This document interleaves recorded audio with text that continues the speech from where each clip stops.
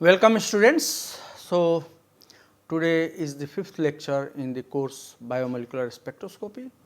We are discussing the theory of absorption of light by molecule and how the propagation of electromagnetic wave happens through space. So, what we have discussed so far, what is the origin of UV visible spectra, right, the electronic transition that is happening from ground state to excited state.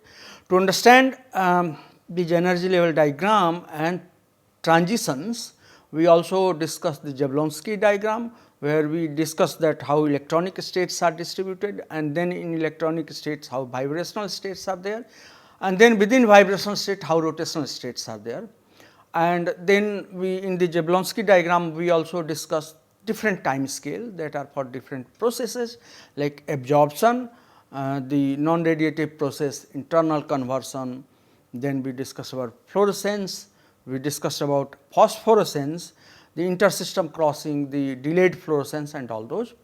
And we discussed that there are two radiative processes, one is fluorescence, another is phosphorescence, and there are many non-competitive processes like intersystem crossing, internal conversion and all those. And finally, we discussed the singlet state and triplet state, and if the electron comes back from the singlet state, it is a fluorescence, and if it is coming back from the triplet state, it is a phosphorescence.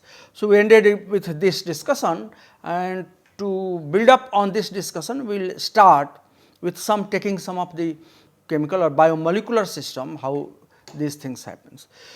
So, to discuss this, let us first define the chromophore. What is the chromophore? Chromo means light and phore that absorbs. So, whatever absorbs light we can call it as a chromophore. So, a chromophore is a part of any molecule that is responsible for its color by absorbing certain wavelength of visible or ultraviolet light and reflects the complementary color. Like as you can give the analogy that orange, which looks the orange color, it has a chromophore and that absorbs the light, and whatever it sends back is orange, and that is what we see, or apple or the green apple, all of these has some chromophore, right. So, there are the chromophore are typically the moiety, chemical moiety that can absorb light. So, for an example, NO or C double bond or CO double bond or NOO, these are chromophore that can absorb light. So, you see many of these chemical compound like shown below can absorb light, and that is why they give some color, right. So, my shirt, my pant, my any of these things which gives color because there is a chromophore into it, that is the dye there is there. So, like if we look at our clothes, it ranges from different color, green, orange, blue, yellow, whatever, all this color has some or other dye, and those dye has like capacity of absorbing some visible or ultraviolet rays or light and reflecting complementary color, that is why they are colorful.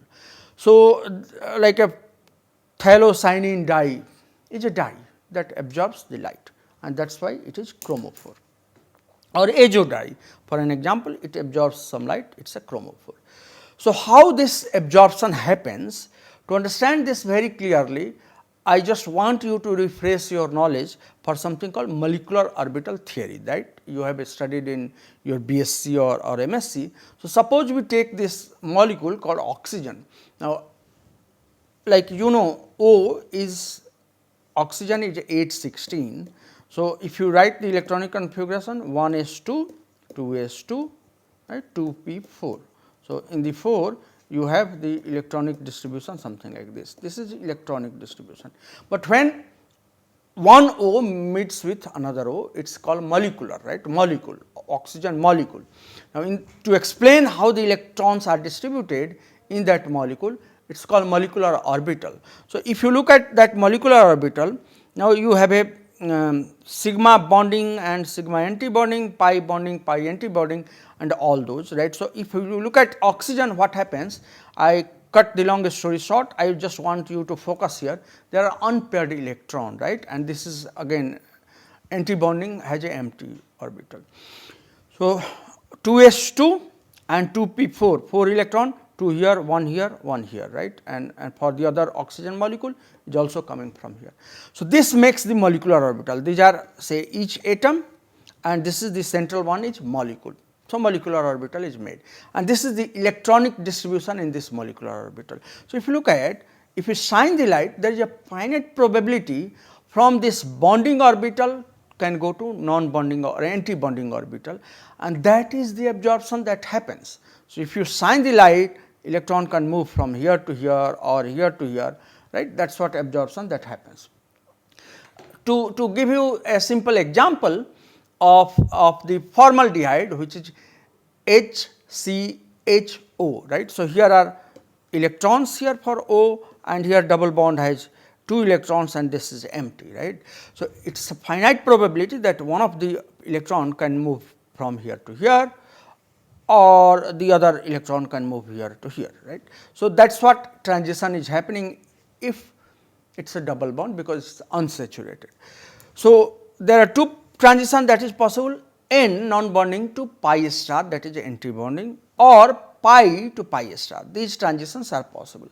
And because of this electronic transition that is happening, essentially either pi to pi star or N to pi star or sigma to sigma star, these transitions, so N is non-bonding, sigma you know sigma bonding, pi bonding. So, these transitions that are happening can give you to spectra, right, and that spectra is given something like this. So, in this case of tetraphenylcyclopentadiene, the two transition that we see, pi to pi star and N to pi star gives two absorption spectra, right, two absorption spectra. This is the absorption spectra, one comes at 343, another comes at 512. These are the two spectra. Now, if you look at, just go back little bit, one slide back, you look at how much energy difference is here, right. So, this is delta E for N to pi star and this is pi to pi star. So, if you look at delta E in this case is more than this, right. So, if you look at the energy required for exciting this is less. So, h mu of N to pi star will be less than pi to pi star and therefore, lambda here is going to be more, right. So, wavelength. So, if mu is less, wavelength will be more and therefore, if you go back here, you see at 343 wavelength, it is a pi to pi star transition and so here to excite this you require more energy, here you require less energy, therefore, wavelength here is higher compared to here and that is how we have two transition for this molecule called tetraphenylcyclopentadiene. Now, to explain what kind of absorption happens and all those, there is a great formulation that has come and that is called Beer-Lambert's law, right, Beer's law or Beer-Lambert's law. It describes how the absorption of light by a solution is directly proportional to the concentration of the solute and the path length through which light travels, right. So, it is a simple conceptual formalism which is quantitative and this has a great use in biology, that absorption depends upon the concentration of the molecule, right, and the path length. So, if you fix the path length, now A will be directly proportional to C. So, if we want to measure the concentration of a biomolecule, we just need to know what is the extinction coefficient, how much path length we are using, because it's typically biological samples are put in a cuvette and light passes through this cuvette that I am going to explain you and absorption is given. So, A is absorption, that is unitless quantity, E is molar extinction coefficient, unit is like a liter per mole per centimeter and here C is a path length and that is a concentration mole per liter. So, if you look at all, you just multiply in the in the right hand side, A becomes an unitless quantity, and therefore, when you measure the absorption, you write like a arbitrary unit, because this does not have any unit. Right. So, the question is how much light is absorbed by the sample, that is the Beer-Lambert law. So, that means we have a incidence light I 0, and when light passes through this cuvette where sample is kept, the light that light leaving out the solution is I. So, you can write it I by I 0 log is equal to absorption is equal to this molar extinction coefficient, concentration and the path length. So, I, that what we absorbance, the E is molar absorptivity, and or we can call this as the extinction coefficient. C is the concentration of that absorbing material, whatever we are putting in a cuvette, and L is the thickness of that sample where our sample is kept, right. So, that is what one can see how much light is absorbed is given by this. So, what is the origin of this? Let us synthesize two observations. So, Lambert's law that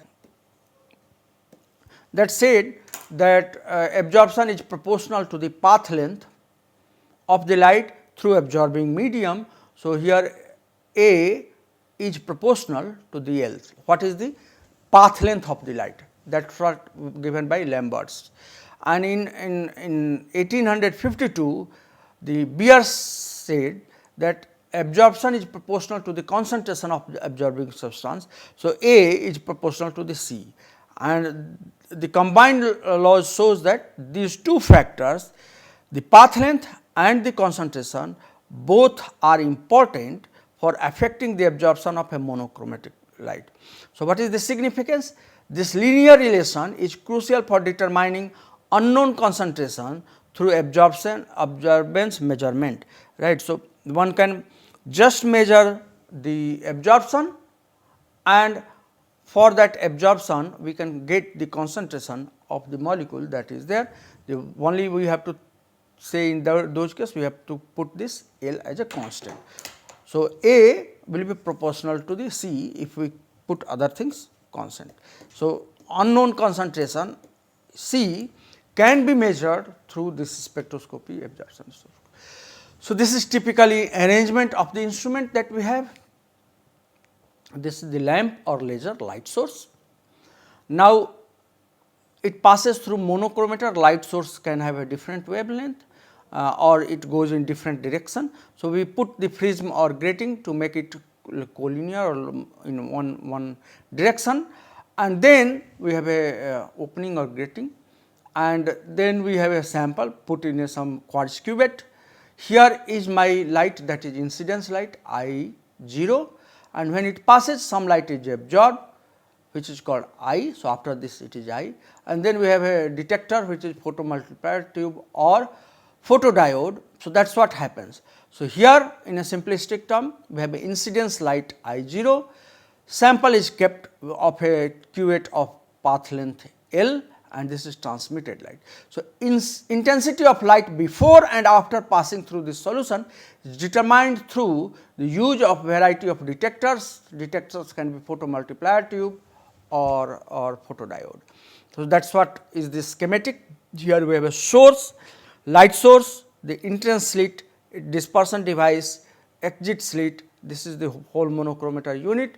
Then the light is coming with intensity I 0, falling on the sample which has a path length L, and travelling and getting detected at the detector. That is the whole UV visible absorption spectroscopy that we have seen, right. So, in this case one thing we said that it is constant, and that is called molar extinction coefficient E. What is the characteristic of this molar extinction coefficient? So, essentially this E indicates how strongly a substance can absorb the light at a specific wavelength, and it is unique for that substance. So, all those dye, azo dye or photocyanin dye that we said, each of these has a E, right. If a dye is absorbing stronger, this value is going to be higher. So, this is the characteristic of a substance, right. A substance which is under observation, each of these substances has a molar extinction coefficient, and basically if A is higher, that means E a stronger absorbing substance. So, it can absorb more. So, experimentally how we can determine what is the E? So, A, you remember A equal to E, C and L. If we keep constant, if we increase this, this will increase, and that is a linear, right. So, you can get the E from here, linear fitting. So, we can like E can be experimentally determined from the slope of the absorbance. So, this is your absorbance and here is my concentration, and slope is given by E. Right. So, it can be experimentally determined from the slope of the absorbance versus concentration plot, and unit is L per mole per centimeter. What is the importance? It allows the identification and quantification of the analytes in solution, right. What is the concentration one can identify, must be constant for the law to strictly hold. If it is, if the line is not linear, then absorbance value is not going to be correct, right. So, it depends upon what is the purity of your sample, what is the solvent, what wavelength we are using it. So, that is the characteristic of molar extinction coefficient. Now, coming back to something called transmittance. What is actually transmittance, right. So, absorbance we looked at, light which is absorbed, right. So, now transmittance is a amount of light that is absorbed expressed as either transmittance or absorbance. So, transmittance is T equal to I by I 0 or percentage of T, that means I by I 0 multiplied with 100. So, one can connect this absorbance and transmittance in this formula A equal to minus log T, and most of the case absorbance is used because it is a linear, transmittance is a log value. So, absorbance and transmittance are connected through this logarithmic relation. Now, transmittance is a ratio of transmitted light to the incidence light, how much light came out and how much light was shined on this. Now, absorbance is negative logarithm of transmittance, that means minus log of 10 T, right, and unit absorbance is preferred the quantitative analysis.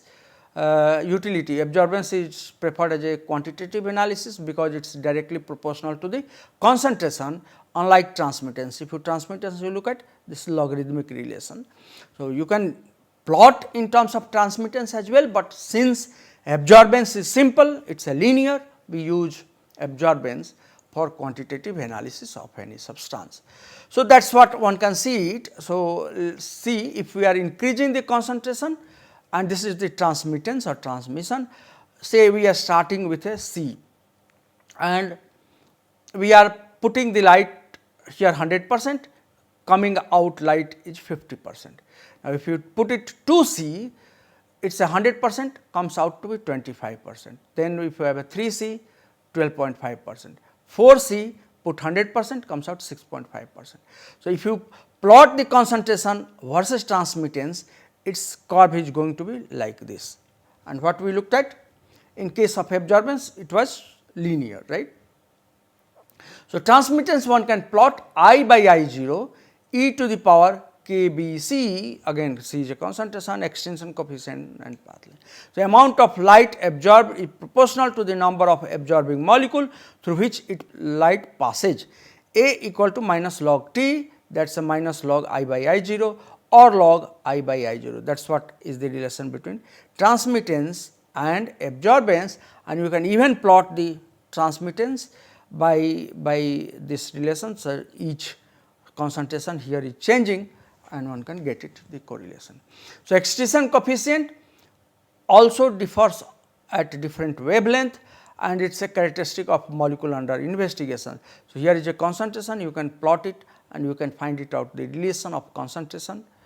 You can measure how much extinction coefficient changes with the wavelength and how concentration can be used to plot the absorbance, right.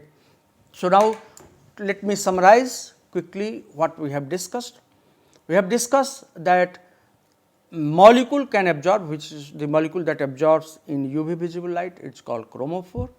Now, each chromophore has a distinct property, absorption property given by a constant called molar extinction coefficient, and if we plot the concentration versus absorbance, we can calculate basically molar extinction coefficient, and absorbance is used to measure the concentration of molecule under investigation, right.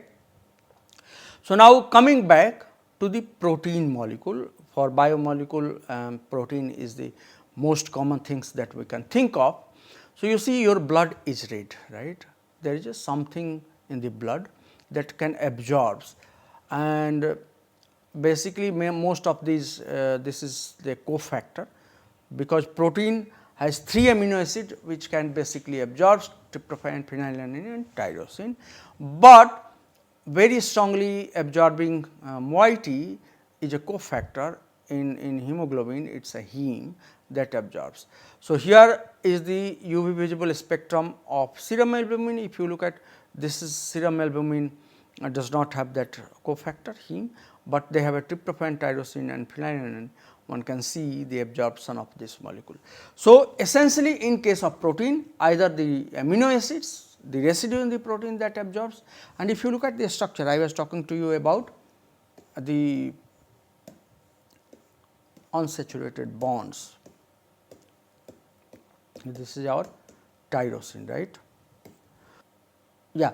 So, this is our tyrosine. So, here is the moiety that will be absorbing, or tryptophan for an example will absorb. So, 280 or 280 to 95, that is the absorption happens.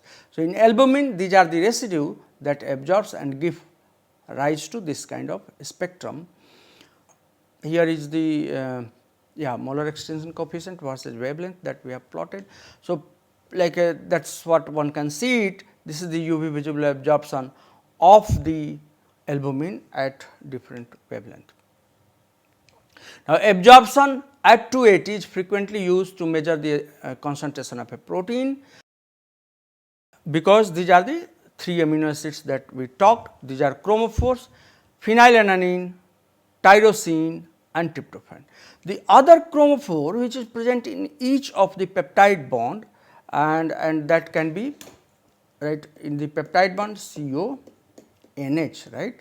So, here is a partial double bond, this is one absorbance, or if you have this peptide bond like this, and if we have CC double bond, all of these probably can give you absorption, but absorption that happens at 200 is much stronger, and it is harder to make measurement at this wavelength. So, absorption at 200 is not strictly used, but we use at 220 for peptide bond and 280 for these amino acids that we have.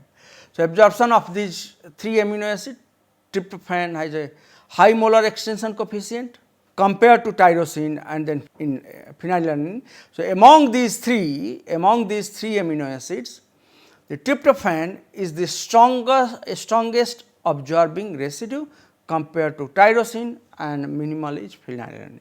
And these are the 3 amino acids that basically are used to measure the concentration of a protein, other than there is a cofactor like we looked at the hemoglobin, right. So, spectra of protein are significantly influenced by the local environment.